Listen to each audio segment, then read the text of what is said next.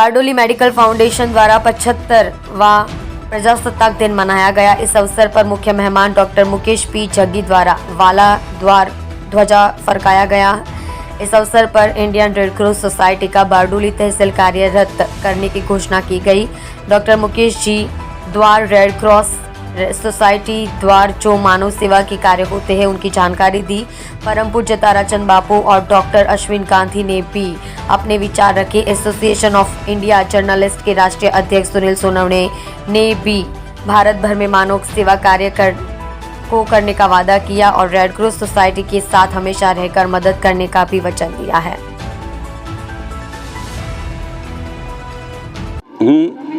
Doctor Mukesh Jagiwala, secretary Indian Red Cross Society Gujarat અને સુરત જિલ્લા શાખા।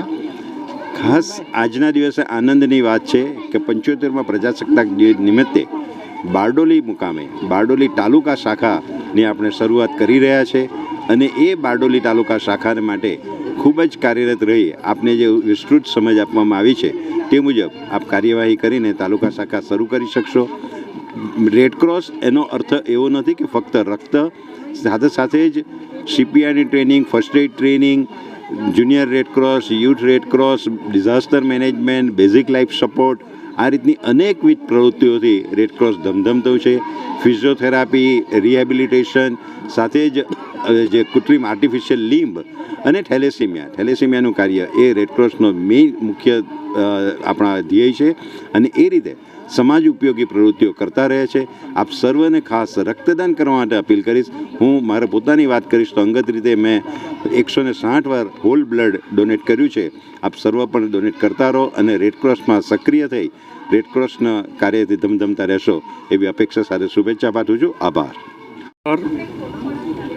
आज 75वां गणतंत्र दिन के उपलक्ष्य में मेडिकल फाउंडेशन के अंदर ध्वजवंदन का कार्यक्रम जो रखा है उसमें हमारे मुख्य यजमान डॉक्टर मुकेश भाई जग्गीवाला, हमारे अध्यक्ष श्री सोनवणे जी और इस कैंपस के मुख्य हमारे डॉक्टर गांधी साहब, आज हम लोग यहाँ आके जो 75वां गणतंत्र दिन की उजवनी की और हमारे जग्गीवाला साहब ने ध्वजवंदन किया और रेड क्रॉस के लिए जो समझाया, लोगों को ब्लड का डोनेशन करने के लिए बताया, तो आज के दिन मैं सभी पूरे देश की 140 करोड़ जनता को खूब खूब अभिनंदन, शुभकामना देता हूं और सभी लोग जैसे डॉक्टर साहब ने बताया वैसे अगर ये कार्य करे तो आगे व्यक्ति को नया राह मिलते रहे। और हमारे गांधी साहब ने बुला के हमारे पास जो कार्यक्रम करवाया इसलिए खूब खूब धन्यवाद। डॉक्टर मुकेश भाई जरीवाला, उनकी धर्मपत्नी हमारे परम पूज्य गुरुजी ताराचंद बापू और मेरे एक आदर्श है डॉक्टर अश्विन भाई गांधी और लक्ष्मीबेन। आज 85 ईयर्स की उम्र के अंदर जो समाज सेवा हो रही है ये सही में एक सराहनीय कार्य है, क्योंकि आज लोग जब 60-65 साल की उम्र में रिटायर हो जाते हैं ना तो अपने घर पे बैठ जाते हैं, बोले नहीं अब मैं रिटायर हो गया, अब मेरा कोई काम नहीं, मेरी शायद पेंशन आएगी कि या मेरे बच्चों का कुछ आएगा उसमें से अपना गुजारा चलाऊंगा। लेकिन एक समाज के लिए एक मिसाल है कि आज इतनी उम्र में भी लोगों की सेवा की जाती है। सही में मैं आप सबसे नम्र विनंती करूंगा कि आप जोरों से तालियां बजाएं कि ये ऐसा साहस और ये प्रेरणा मिलनी चाहिए आज के बच्चों के लिए भी। और 75वें प्रजासत्ताक दिन के दिन यहाँ बैठे सब से तो मैं छोटा हूँ, सब मेरे बुजुर्ग हैं, बहुत अच्छी तरह से गाइड सबको किया। लेकिन मैं मुकेश भाई जरीवाला का खास उनको नम्र अपील करके जो उनका एहसान मानना चाहता हूँ कि रेड क्रॉस सोसाइटी, डॉक्टर साहब ने मुझे बताया था रेड क्रॉस सोसाइटी का मतलब है सिर्फ ब्लड नहीं है, रेड का मतलब सबको लगता है भी ब्लड रेड क्रॉस सोसाइटी, तो लेकिन लोगों के लिए जरूरियात।